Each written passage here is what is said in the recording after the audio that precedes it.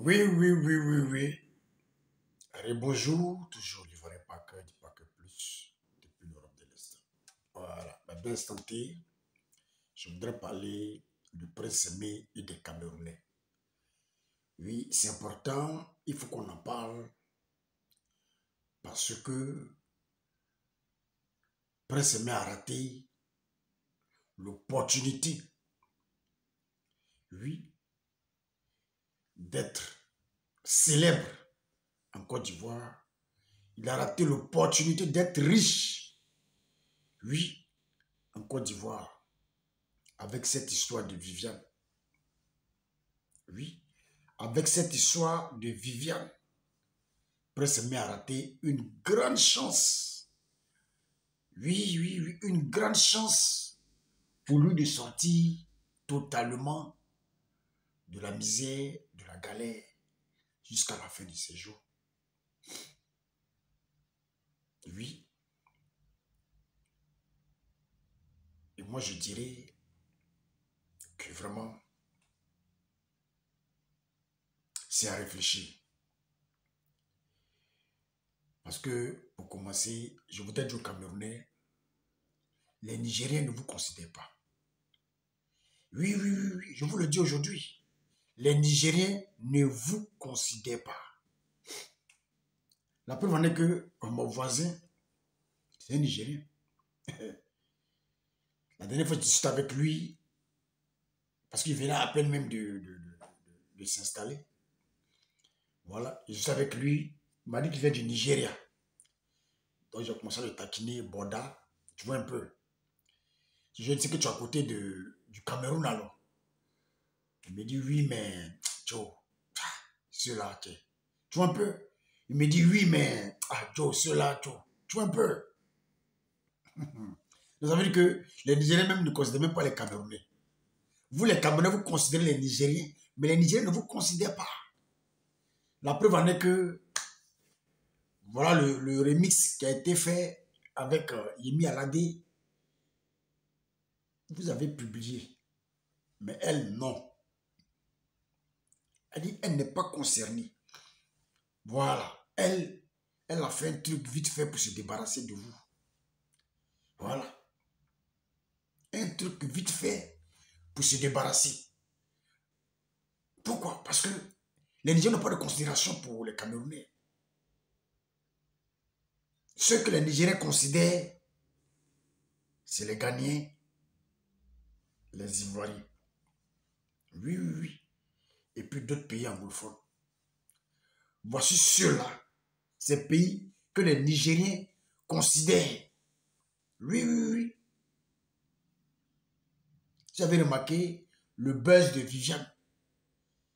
Oui, dès que De Bordeaux a sorti, ça que De Bordeaux c'est un Ivoirien. Dès que De Bordeaux a sorti ça, un moment, le Nigeria a soulevé ça à un niveau pas possible. Oui, pourquoi? Parce que les Nigériens regardent ce qui se passe en Côte d'Ivoire et au Ghana. Oui. Sinon, au Cameroun, les Nigériens ne vous considèrent pas. Ne vous blaguez même pas. En Afrique francophone,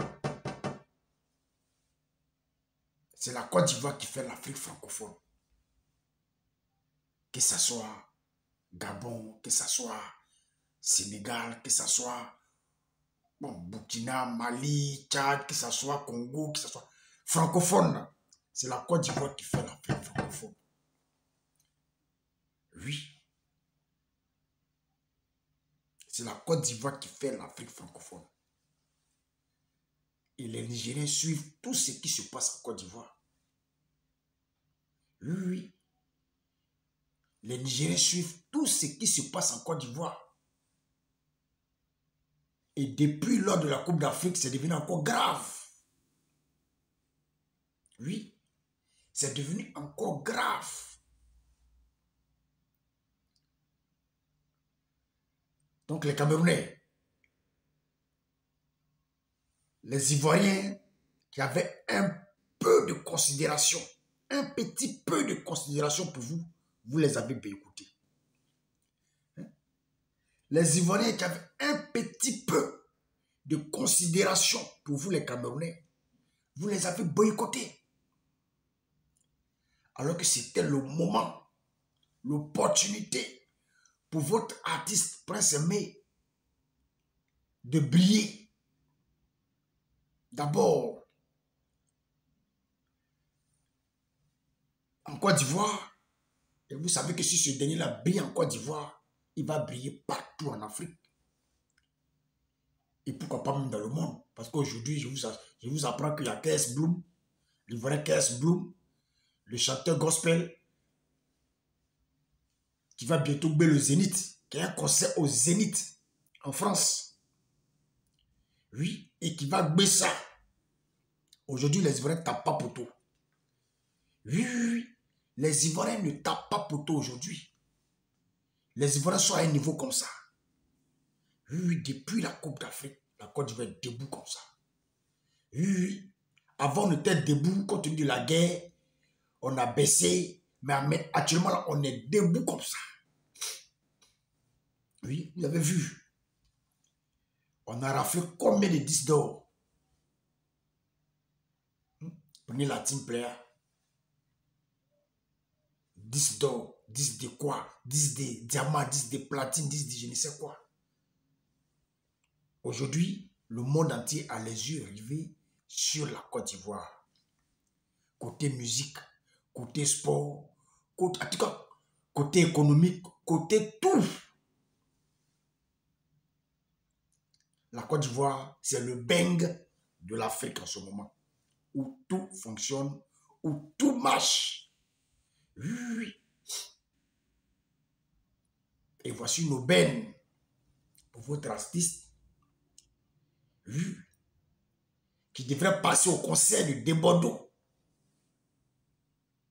Si vous n'aviez pas gardé, allez profiter de l'occasion, sortir son album, qu'elle a encore plus égayé les Ivoiriens, qu'elle a encore plus le soulevé.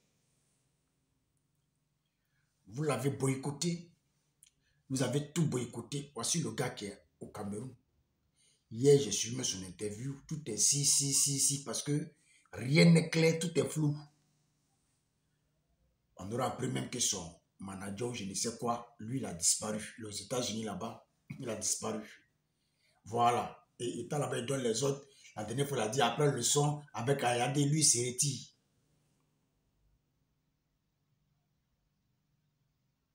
Une aubaine pour ce dernier de s'en sortir. Une aubaine pour ce dernier, oui, de remonter la pente. Une aubaine pour ce dernier de se faire connaître en Côte d'Ivoire. Une aubaine pour ce dernier de s'enrichir en Côte d'Ivoire. Vous avez vu le conseil de Bordeaux, l'argent n'a plus de secret pour les Ivoiriens. Donner l'argent comme ça, là, aider là, ça n'a plus de secret pour les Ivoiriens. Parce que les gens ont l'argent en Côte d'Ivoire. Vous avez vu le sac de Bordeaux? Vous avez vu le sac de Bordeaux? Oh, mon frère. Même Orange Money, même dans avec le téléphone, l'argent part. De Bordeaux est venu avec Orange Money, son téléphone Orange Money. L'argent est viré là-bas. Imaginez-vous les personnalités, les grandes stars du pays.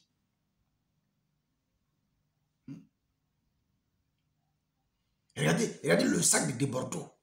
Ça, c'est le sac déjà. Il y a comment c'est gris. Un gros sac comme ça, imaginez-vous combien il y a dedans.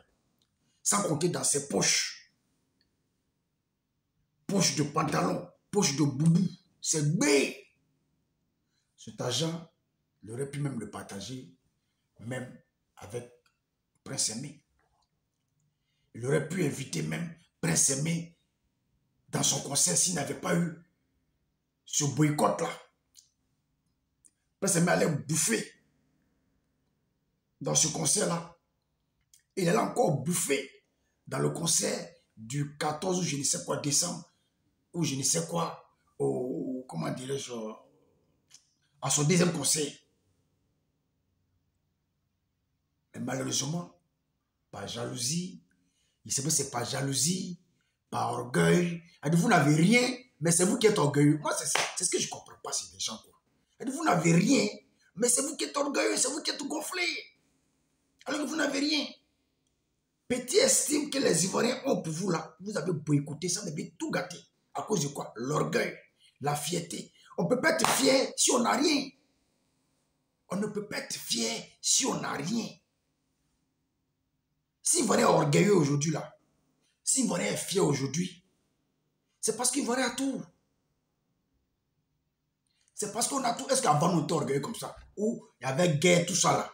On s'est cherché là. Est-ce qu'Ivoirien était orgueilleux? Mais si aujourd'hui Ivoirien est orgueilleux, Ivoirien est fier, c'est parce qu'on a tout. Oui, on a tout pour être fier. On a tout pour être orgueilleux. Oui. Mais malgré ça, on ouvre toujours les bras aux voisins, aux étrangers, à tous ceux qui veulent venir. C'est normal. Mais vous les Camerounais, vous n'avez rien. Vous n'êtes rien. Mais c'est vous qui êtes gonflés, c'est vous qui êtes orgueilleux. Moi, j'ai pitié. Hein? Et moi, j'ai pitié pour Prince Aimé. Tu as perdu. Tu as perdu gros. Tu as perdu gros. Voilà encore un deuxième conseil de Bordeaux où tu devrais encore participer. Par exemple, tu allais rentrer même au Cameroun avec une Range Rover. Et dès que tu allais arriver au Cameroun, tu allais te payer une Range Rover.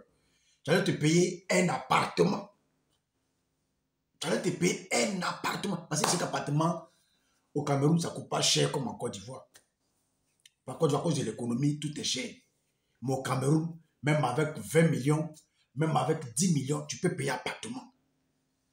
C'était une opportunité. Après ces deux concerts-là, tu allais sortir ton son, les Ivoiriens allaient encore te lancer, oui, sans compter tes jetons sur YouTube, sur les réseaux sociaux. Mais après, tu allais devenir multimillionnaire. Tu allais vivre à l'aise le restant de tes jetons, même tu allais composer même tes chansons, tu allais même ouvrir même ton studio au Cameroun et travailler même tout seul. Tu allais vivre à l'aise. Les gars t'ont dupé, t'ont tourné à gauche, à droite, t'ont acheté une voiture de 4 millions. C'est fini. Ils t'ont abandonné. Si je ne serai pas long, toujours je ne livrerai pas que du paquet plus depuis l'Europe de l'Est. Ciao, ciao.